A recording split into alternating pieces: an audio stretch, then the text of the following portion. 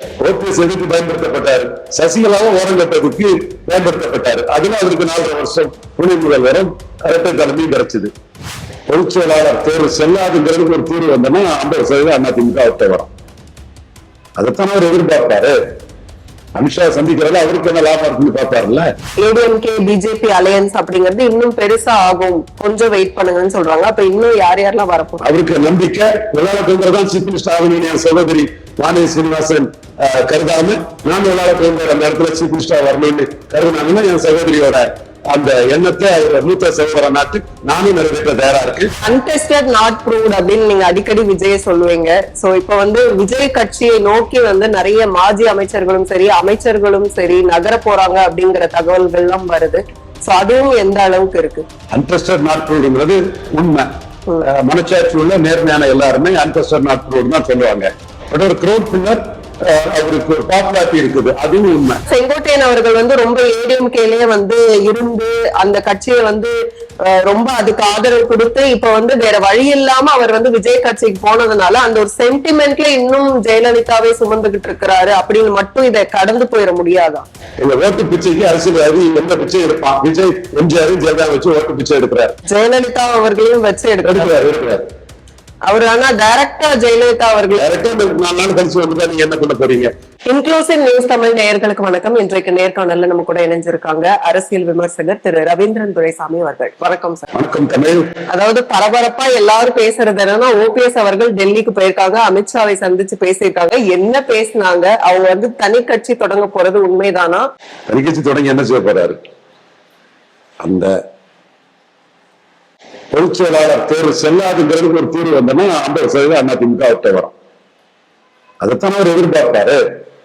அமித்ஷா சந்திக்கிறதுல அவருக்கு என்ன லாபம் இருக்குன்னு பாப்பாருல்ல. தனி கட்சி தொடங்கி என்ன போகுது? தனி கட்சி தொடங்கினா அதிமுக அவருக்குள்ள உரிமை போகும்.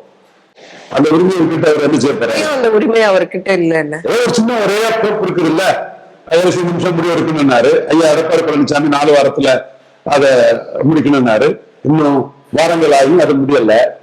பாஜக இவரை பயன்படுத்தி எடப்பாடி கிட்ட பேரம்பேசுறதுக்கு பயன்படுத்துறாங்களா அல்ல இவருக்கு நன்மை செய்யறதுக்கு பயன்படுத்துறாங்களா? எதுவுமே தெரியாத குதிராதான் இருக்குது. ஏன்னா இதுவரை தமிழ்நாட்டுக்குள்ள பாஜக தீய கொளுத்துனது நாங்க தான். பண்ணின ஒரே வேலை சசிகலாவை பிளாக்மெயில் பண்ணது. கவர்னர் வரமாட்டாரு, பதவி பிரமாணம் நடக்காதுன்னு தம்பி பாண்டே கூட ஜெயலலிதா இடத்துல சசிகலா எரும திமுக குடும்பம் எல்லாம் அவ்வளவுதான், ஒண்ணும் நடக்கல. கவர்னர் வரமாட்டார் நாம சொன்னதுதான் நடந்து, பதவியேற்பெல்லாம் நடக்கல. தினத்தந்தி பாலசுப்ரமணியன் இந்த ராம் சந்தாலியா எல்லாரும் சசிகலாவை கூச்சண்டு கொடுக்கும்போது தினத்தந்தியிலே சொன்னேன் மோடி வரமாட்டாப்புல பதவியேற்பெல்லாம் நடக்காது, கவர்னர் வரமாட்டாருன்னு. அதான் நடந்தது. அப்புறம் சத்திரன் குருமூர்த்தி சாக்கரை செலவுனாலும் வீடுக்கு பற்றியம்னா சசிகலா இன்னைக்கு வர முடியல. இந்த பத்மாவதி சுவர்ணஸ்ல எனக்கு ஒரு சிபிஐ கேஸ். ஓபிஎஸ் எதுக்கு பயன்படுத்தப்பட்டாரு? சசிகலாவும் ஓரம் கட்டதுக்கு பயன்படுத்தப்பட்டாரு. அதுல அவருக்கு 4.5 வருஷம் துணை முதல்வரும் இரட்டை தலைமையும் கிடைச்சது. நான் உடச்சு சொல்றேன், வெளிப்படையா சொல்றேன். ஏன்னா என் தம்பி கண்ணன் ஆர்கனைசர்ல இருந்து சசிகலா புஷ்பாமையாரை பயன்படுத்தி சசிகலாவை பொதுச்செயலராக எலக்டர் பொதுச்செயலராக பண்ணல இருந்து எல்லாத்தையும் நம்ம நியூஸ் தான். அதுல என்ன வெளிப்படையான தன்மை கொண்டதுதான். அதுல ஓபிஎஸ் ரிசைன் பண்ணாம இருந்திருப்பாருன்னா ஒரு மாஸ் லீடர் காமராஜ் மாதிரி ஒரு 45 விழுக்காடு மக்களுக்கான தலைவரா வந்திருப்பாரு. மோடிக்கு அதுதான் நம்ம சொன்ன கடமையை இவர் செய்யல, எடப்பாடி செய்யறாருங்கிற அந்த ஒரு தன்மைக்குள்ளதான் அது போகுது. சரி, ஓகே, அது நடந்த கதை. அதுக்கு பிறகு தாக்கல்ல 2 தடவை வரும்போதும் பிரச்சாரத்தில் போகல. ராமநாதபுரம் வேட்புமனு தாக்கல்ல அங்க இல்ல. அப்ப எல்லாமே எந்த புள்ளிக்குள்ள நகருதுங்கிறது இதுக்கு மேல விளக்கம் தேவையாத்தாமே புரியுதுல. அவர் ஒரு லாபத்துக்காக அவருக்கு இப்ப என்ன லாபத்துக்காக அப்ப அமித்ஷாவை பார்க்கணும்? எல்லா அரசியல்வாதியும் லாபத்துக்காக தான் இருக்காங்க. எல்லா பொது நலத்திலும் சுயநலம் இருக்கத்தான் செய்யுது. இப்ப ஒரு வேளையில அமித்ஷா பாக்குறதுல நீங்க உங்களுக்கு எடப்பாடி சிஎம்மா சொல்றதான சிக்கல். உங்க கம்யூனிட்டி இது பெரிய பிளாக்கு, நீங்களும் நகரம் தேவை, இன்னொருத்தர் சிஎம்மா சொல்ல முடியுமான்னு எடப்பாடி கிட்ட பேசி பாக்குறோம், வெயிட் பண்ணுங்கன்னு சொல்லலாம். அது எடப்பாடி அக்செப்டே பண்ண மாட்டார் அப்படிங்கறதுதான் நிதர்சனமான உண்மை. அப்போ இவங்களோட அந்த முயற்சிகள் எல்லாம் டிடிவி தினகரன் ஆகட்டும், இவங்களோட முயற்சிகள் எல்லாம் அப்ப பலிக்காம தானே போகும். இன்னைக்கு முடிவெடுக்க வேண்டிய அவசியம் இல்ல. முடிவெடுக்கிறதுக்கு 3 மாசம் இருக்குது. அப்ப பாத்துக்கலாம். இன்னைக்கு இந்த இதுல தினகரன் தெளிவா சொல்லிட்டாரு, எடப்பாடியை முன்னிறுத்தி ஸ்டாலினை தோற்கடிக்க முடியாது. நானும் அதுதானே சொல்றேன். எடப்பாடி முதல்வர் சொன்னா நான் இல்லாத கொண்டு போட மாட்டாங்க, நான் இனியே போட மாட்டாங்க, முக்குலத்தோர் எதிராக இருப்பாங்க. நாடார் பல்ட்டுக்குள்ள பிஜேபி சரியா சீட்டு கொடுக்கலன்னா இந்த நாடார்களே டெபாசிட் ஆக்கி வச்சிருவாங்க. நாங்க ஏற்கனவே 2024 சொல்லிதான் அடிச்சோம். அப்போ எடப்பாடியை முன்னிறுத்தி என்னதான் நியமிச்சாலும் 30 to 35 விழுக்காடு ஓட்டுக்கு மேல வராது. ஸ்டாலின் 10 விழுக்காடு ஓட்டுக்கு மேல அதிக லீடிங்ல 45 விழுக்காடு எடுத்து ஸ்டாலின் ஜெயிப்பாரு. எடப்பாடியால 35 தான் மேக்சிமம் முடியும். ஸ்டாலினுக்கும் எடப்பாடிக்கும் 10 விழுக்காடு டிஃபரன்ஸ் இருக்கும். அப்போ அதை இது பண்றதுக்கு ஏதாவது வழி உண்டாங்கிறதுல தினகரன் சொல்றாரு. அது எடப்பாடி சம்மதிச்சாதான் வழி வரும். எடப்பாடி முன்னிறுத்தியும் நடக்காது, எடப்பாடி இல்லாமலும் நடக்காது. அண்ணாமலை அவர்களும் டிடிவி அவர்களும் அவங்களுக்கு உள்ள இருக்கிற ஃப்ரெண்ட்ஷிப் நமக்கு தெரியும். அவங்க இருவரும் சந்திச்சு பேசிக்கிறாங்க. இன்னொரு பக்கம் வந்து அண்ணாமலை தனி கட்சி தொடங்க போறதாவும் சொல்றாங்க. சோ இந்த யூகங்கள்லாம் எந்த அளவுக்கு? அண்ணாமலை 2 ரெட்டலைக்கு ஒரு தாமரைக்கு சீட்டு வேணும்னு கேட்கிறாரு. அவர் எடுத்த 11.4க்கு ஒரு சீட்டு வேணும்னு கேட்கிறார். சசிகலாவை கிராக்டவுன் பண்ணதை தாண்டி, சசிகலா கிராக் பண்ணா கட்சிராமும் முலாயம் சிங் யாதவும் சேர்த்து மோடி ஆர்கனைசேஷன் செக்ரட்டரியா இருக்கும் போது யூபியில பிஜேபி தோற்கடிச்சு காட்டினார் ஐயாமா நடராஜன். அதுக்கான ஒரு ரிட்டாலியேஷன் தான் அது. அப்போ அதை தாண்டி இங்க பாஜக எதுவுமே சாதிக்கல. ஒரே சாதனை அண்ணாமலை எடுத்த 11.4 விழுக்காடு வாக்குகள் ஜெயலலிதா இறந்த பிறகு. அதுக்குள்ள சீட்டு வேணும்னு கேட்பாங்க. அதுக்குள்ள சீட்டு வேணும் 2 ரெட்டாலிக்கு ஒரு தாமரை கேட்பாங்க. அண்ணாமலை அதைத்தான் சொல்றாரு. இன்னைக்கு எல்லா வலைத்தளங்கள்லுமே அந்த சீட்டு கொடுக்கலன்னா 4 விழுக்காடு சீட்டு கொடுத்தாங்கன்னா அந்த ஓட்டு வராது. அது ஸ்டாலினுக்கு போகும், சீமானுக்கு போகும், விஜய் விஜய்க்கு போகிற மாதிரி எழுத்துக்கள் வர ஆரம்பிச்சுட்டா. சீமான் அதை குறி வச்சுதான் அதுல ஒவ்வொரு ஜாதிகளுக்கும் அது பின் பாயிண்ட் பண்ணி ஸ்பெசிபிக்கா அந்த ஓட்டை டார்கெட் பண்ணிட்டு இருக்கிறாரு நம்ம பாக்குறோம். அப்போ இது நடக்காம எடப்பாடி தலைமையில உள்ள என்டிஏக்கு வந்து உரிய ஓட்டு வரணும்னா பாஜகவுக்கு உரிய இடம் கொடுக்கணுங்கிறதான் அண்ணாமலை ஒர்க் பண்றாரு. தான் எடுத்த வாக்குக்குரிய சீட்டு வேணுங்கிறத அண்ணாமலைக்கு ஒரு பாயிண்டா இருக்குது. அப்ப அவர் தனி கட்சி தொடங்குற எண்ணம்லாம் அவருக்கு இப்ப வரைக்கும் இல்ல. தனி கட்சி அவர் தொடங்கிடுவாருங்கிற அச்சம் பாஜக பலருக்கும் இருக்குது. சிலருக்கு தொடங்கிட்டு போட்டு இருக்கிறது நமக்கு இருக்கட்டும் இருக்குது.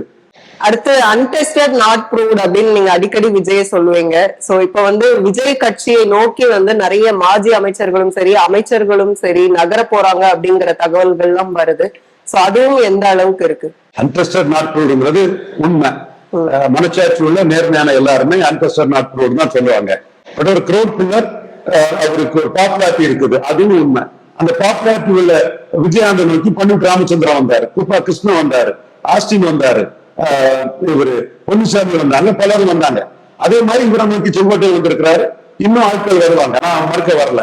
அவங்க எடப்பாடி கிட்ட முறம் பெறக்கூடியவங்க போட்டி அதிமுக மக்கள் தலைமை எம்ஜிஆர், புரட்சி தலைவர் ஜெயலலிதா அம்மையார், விஜய், இலவசங்கள், பைக்கு, காரு, ஜெயலலிதா லேப்டாப்பு, அந்த இதுல எடப்பாடியை பலவீனப்படுத்தக்கூடிய செங்கோட்டையன் மாதிரி இன்னும் பலரும் எடப்பாடியை பலவீனப்படுத்தக்கூடியவங்க வந்து விஜய்கிட்ட வந்து சேரலாம். விஜயகாந்த் கிட்ட பல நிரூபிக்கிறதுக்கு முன்னாடியே பன்னீர் ராமச்சந்திரன் ராமதாச தோக்கடிக்கிறதுக்கு வந்து சேர்ந்த மாதிரி 100க்கு 100 சேரலாங்கிறத நான் மறுக்கல. அது இலவசங்களை பற்றி விஜய் சொல்லிட்டாருனாலே அதிமுக பலவீனப்படுத்த முடிவெடுத்துட்டாருன்னு அர்த்தம். அதே மாதிரி அவரு எம்ஜிஆர் ஜெயலலிதா செங்கோட்டையன் சொல்றது இன்னைக்கு தீபத்திருநாள் வாழ்த்துல செங்கோட்டையன் ஜெயலலிதா முன்னிறுத்துறதெல்லாம் எடப்பாடி அதிபர இதுல எம்ஜிஆரையும் ஜெயலலிதா புறக்கணிச்சுக்கிட்டு தான் சொல்லும் போது எம்ஜிஆர் ஜெயலலிதா புறக்கணிக்கக்கூடிய எடப்பாடிக்கு எதிராக நான் விளையாட கொண்ட ஓட்டு விழாத அளவுக்கு அந்த அரசியலை பண்ணக்கூடிய காய்களை நிறுத்திட்டு இருக்கிறாரு. நான் தெளிவாக்கான சொல்றேன். ஆமா, விஜயை பொறுத்த அளவுல அன்டெஸ்டட் நாட் ப்ரூவ்டுங்கிறது நான் சொல்றது உண்மை. அதே வேளையில அவர் ப்ரூவ் பண்ண மாட்டாரு, டெஸ்ட் பண்ணி ரிசல்ட் வராதுன்னு என்னைக்குமே சொல்லலையே, தெளிவா நான் சொல்லலையே. இன்னைக்கு அவருக்கு அந்த ப்ரூவ் பண்றதுக்கு எடப்பாடி டார்கெட்டா இருக்கு. மாஸ்க் விஜய் வந்துட்டாரா அப்படின்னு தான் கேட்டேன். கைதான ஜெயலலிதாவை பிடிச்சு தூக்கி நிற்கிறது என்ன மாற்றா இருக்க முடியும்? என்ன பிளே பண்றாங்கன்னா விஜய் டைரக்டா எடுக்கல, செங்கோட்டையன் எல்லா மக்கள் பைத்தியக்காரன், ஏமாளி, நீச்சவாயு, புண்ணாக்கு, தொழில்நுட்பம் சொல்றது அர்த்தம். எல்லா மக்களுக்கும் தெரியும். மாற்றுன்னா ஜெயலலிதா ஊழல் பெருச்சாடின்னு சொன்னாதான் மாற்று, ஜெயலலிதா கொள்ளைக்காரின்னு சொன்னாதான் மாற்று. ஜெயலலிதா நாட்டை கொள்ளையடிக்காம என்ன பண்ணாங்க உங்களுக்கு தெரியாதா? நாட்டுக்கு தெரியாதா? 4 பாண்டைகள் வேணா தூக்கி பிடிக்கலாம். கரப்ஷன் கேஸ்ல புங்கா கிட்ட கன்வெர்ட் ஆனவங்க தானே Jayalalithaa. What I want an accused, சும்மா போய் கேரளால யாரும் முடியாது. அக்யூஸ்ட் இந்த நாட்டுல என்ன பெரிய ஜாதியா இருந்தாலும் சரி, என்ன பெரிய அதிகாரமா இருந்தாலும் சரி, அக்யூஸ்ட் தான் நிரூபிச்சாலும் நேர்மை நாணயம் உள்ள மைக்கேல் புங்கா அன்னைக்கு இந்திரா காந்தியை டிஸ்குவாலிஃபை பண்ணதுக்கு கன்விக்ட் பண்ணவங்க சிங்கா புங்கா. இந்த நாட்டுல நீதி, நியாயம், நேர்மை ஒழுங்கிற்கு காரணம்னா யூபியில சிங்கா, கர்நாடகாவில் பிங்கா. இதுதான வரலாறு. கரெக்ட் பீப்புள் அதிகாரத்தை புஷ்பரன் செய்யற பீப்புளை கன்வீட் பண்ணதுதான வரலாறு. ஜெயலலிதா கரஸ்பாண்டன்ஸ் அக்யூஸ் தான். அபேத்கர் ஆனாலும் தப்புனாங்க. சசிகலா ஒரு நான் பிராமின் அவங்க கன்வீட் ஆனாங்க. பிராமின் ஜெயலலிதா தப்புனாங்க. நான் பிராமின் பார்த்த பிராமின் ஜெயலலிதா, நான் பிராமின் சசிகலா எல்லாருமே கன்வீட் ஆனாங்க. Jayalalithaa is a correct politician. Vijay அடிக்கடி சொல்லக்கூடிய விஷயம் டிவிகே வெர்சஸ் டிஎம்கே அப்படின்ட்டு.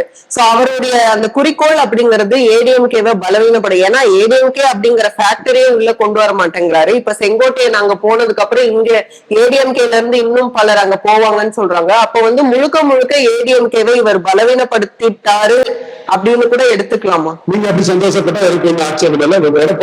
எடப்பாடி ஆளுநருக்கும் உங்களுக்கு உள்ள விஷயம் எனக்கும் அதுல எந்த பிரச்சனையும் இல்ல. ரிசல்ட்ல தான் தெரியும் மேடம். ஓகே. இல்ல அது உண்மையாகிட்டு வருதான்னு கேக்குறேன். ரிசல்ட்லாம் தெரியும் மேடம். அட்டெண்ட் பண்றாரு, முயற்சி பண்றாரு.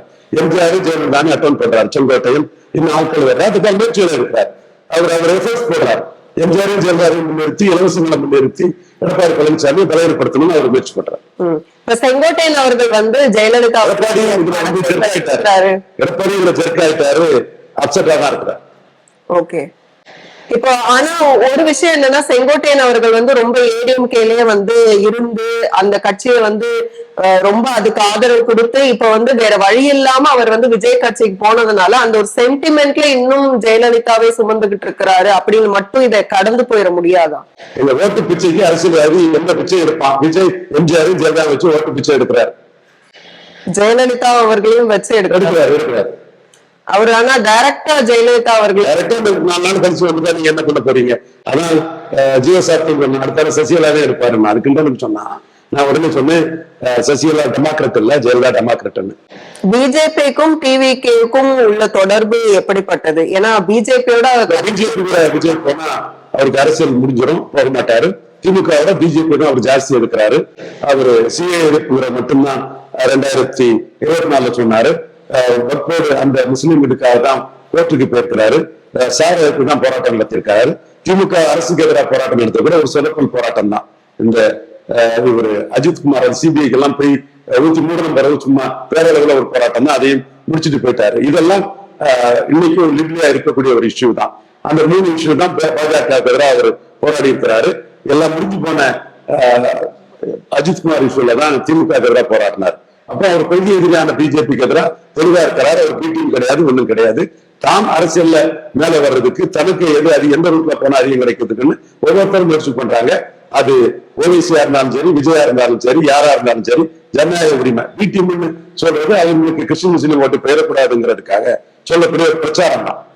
வானதி ஸ்ரீனிவாசன் அவர்கள் இன்னைக்கு சொல்லியிருக்காங்க, கொஞ்சம் வெயிட் பண்ணுங்க, இதை விட பெரிய கட்சிகளோட கூட்டணி அமையும், இன்னும் பெருசா ஆகும், இந்த ஏடிஎம்கே பிஜேபி அலையன்ஸ் அப்படிங்கிறது இன்னும் பெருசா ஆகும், கொஞ்சம் வெயிட் பண்ணுங்கன்னு சொல்றாங்க. அப்ப இன்னும் யாரெல்லாம் வரப்போம்? அவருக்கு நம்பிக்கை விளையாட்டுதான் சீஃப் மினிஸ்டர் ஆகணும்னு என் சகோதரி வானதி ஸ்ரீனிவாசன் கருதாம, நான் விளையாட்டு அந்த இடத்துல சீஃப் மினிஸ்டர் வரணும்னு கருதுனாங்கன்னா என் சகோதரியோட அந்த எண்ணத்தை அவர் மூத்த சகோதர நாட்டு நானும் நிறைவேற்ற தயாரா இருக்கு. அதற்கான முயற்சியில நானும் ஈடுபட தயாரா இருக்கு. விளையாட போன்ற சகோதரி இதுக்கு ஒத்துடுவாங்களா, எடப்பாடிய ஒத்துவிட சொல்லுவாங்களாங்கிறத கேட்டு சொன்னா கரெக்டா இருக்கும்.